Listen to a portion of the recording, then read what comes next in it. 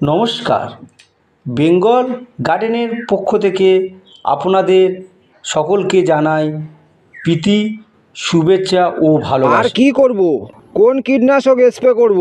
বেগুনের সমস্ত ফুল ঝরে যাচ্ছে। বেগুন গাছের ডগাগুলি পোকার আক্রমণে একের পর এক ঢলে পড়ছে। চিন্তার কোনো কারণ নেই। ভিডিওটির মধ্যে আছে সমস্ত সমস্যার সমাধান। তাই ভিডিওটি খুব ইন্টারেস্টিং হতে চলেছে। আমি কথা দিলাম, ভিডিওটি দেখার পর আপনি 100 ভাগ উপকৃত হবেন। তাহলে ভিডিওটি মনোযোগ সহকারে দেখতে থাকুন। যে সকল বন্ধুরা প্রথমবার চ্যানেলটিতে ভিজিট করছেন, প্লিজ চ্যানেলটি সাবস্ক্রাইব করুন, পাশে থাকা বেল আইকনটি প্রেস করুন। তাতে নিত্য নতুন ভিডিও সবার আগে আপনার কাছে পৌঁছে যাবে। তবে বন্ধুরা, দেরি না করে চলুন মূল ভিডিওটিতে যাওয়া যাক। সবার প্রথম আলোচনা করব বেগুনের ডগা ও ফল ছিদ্রকারী পোকার আক্রমণ নিয়ে। দেখুন, বেগুনের ফুল ফোটে গাছের ডগাতে। যদি এই ডগাটি পোকার আক্রমণে এভাবে ঢলে পড়ে, তাহলে আমরা লসের সম্মুখীন হব। একটি ইনসেক্টিসাইডের নাম আমি বলবো, এক স্প্রেতেই বাজিমাত। আমি নিশ্চিত, কারণ আমি এটি ব্যবহার করেছি। আমি একজন চাষি, আপনাদেরকে ঠকাবো না। তবে কি সেই ইনসেক্টিসাইড? আইসোসাইকোসিরাম 9.2% প্লাস আইসোসাইকোসিরাম 10% ডিসি ফর্মে দেখা যায়। কীটনাশকের দোকানে সিমোডিস নামে পাওয়া যায়। 10 লিটার জলে 10 ml হারে ব্যবহার করলে খুব ভালো রেজাল্ট পাওয়া যায়। আরও অনেক ইনসেক্টিসাইড আছে, সেগুলি আমি বলতে চাই না, কারণ ভিডিওটি অনেক লম্বা হয়ে যাবে। সিনজেন্টারের সিমোডিক্স ইনসেক্টিসাইড আপনারা ব্যবহার করুন, আমি নিশ্চিত সুন্দর রেজাল্ট পাবেন।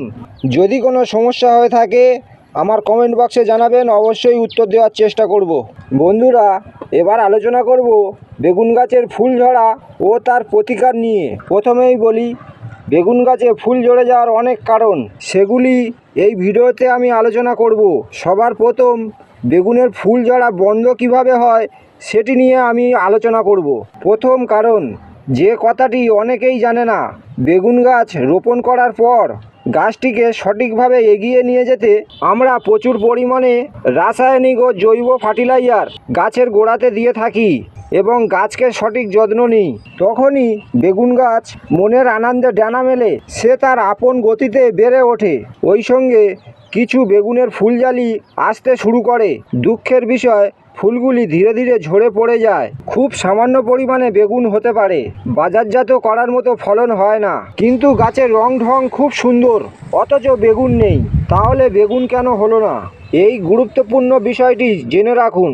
বেগুন গাছে ফুল আসার আগে প্রথম কাজ, বেগুন গাছের গোড়ার পাতাগুলি ভেঙে ফেলতে হবে।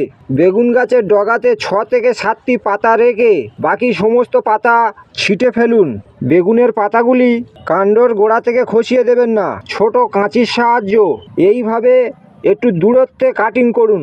পরবর্তী সময় ওই জায়গায় ফাঙ্গাস লেগে যেতে পারে। বেগুন গাছের পাতাগুলি ছিটে দেওয়ার পরে গাছের গোড়াতে এমওপি সার ব্যবহার করতে হবে।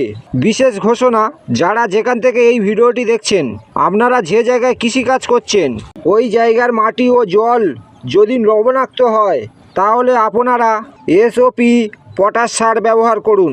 যে সকল বন্ধুরা মিঠে জায়গায় কৃষিকাজ করেন, আপনারা এমওপি পটাশ সার ব্যবহার করুন।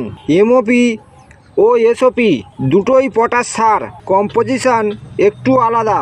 নোনা জলে কৃষিকাজকারীরা এমওপি পটাশ ব্যবহার করলে গাছ একেবারেই থমকে যেতে পারে। এসওপি পটাশ সারের মধ্যে আছে পটাশিয়াম অক্সাইড 48 থেকে 53% প্লাস সালফার আছে 17 থেকে 18%। এমওপির মধ্যেও একই কন্টেন্ট, শুধুমাত্র সালফারটা নেই। পটাশ সার ব্যবহারের ফলে বেগুন গাছ সুস্থ ও তরতাজা থাকবে, গাছে ফুলজালি আনতে সাহায্য করবে, ফুলজালি বসাতে সাহায্য করবে ও নানান রোগ প্রতিরোধক ক্ষমতা বজায় রাখে। বেগুন গাছের পাতাগুলি ছিটে ফেলার ফলে মাটি থেকে যে পুষ্টি গাছ গ্রহণ করছে, সেগুলি শুধুমাত্র গাছের ডগার পাতাগুলি গ্রহণ করে। বেগুন গাছের ডগাতে যে ফুলজালিগুলি রয়েছে, সেগুলি শক্তিশালী ও তরতাজা হয়ে ওঠে, খুব সহজেই ফুল থেকে ফলে পরিণত হয়। বেগুনের পাতা যে কোনো মেডিসিন স্প্রে করলে গাছের ভিতর পর্যন্ত পৌঁছে যায়। বেগুন গাছের রোগ পোকামাকড় অনেকটাই কম হয়। তাই আমি নিশ্চিত এই পরিচর্যাগুলি অবলম্বন করলে ফুল জালি বসতে সাহায্য করবে। আমি একজন চাষি, এই একইভাবে এই বেগুন গাছগুলি আমি পরিচর্যা করেছি, সত্যি আমি লাভবান হয়েছি।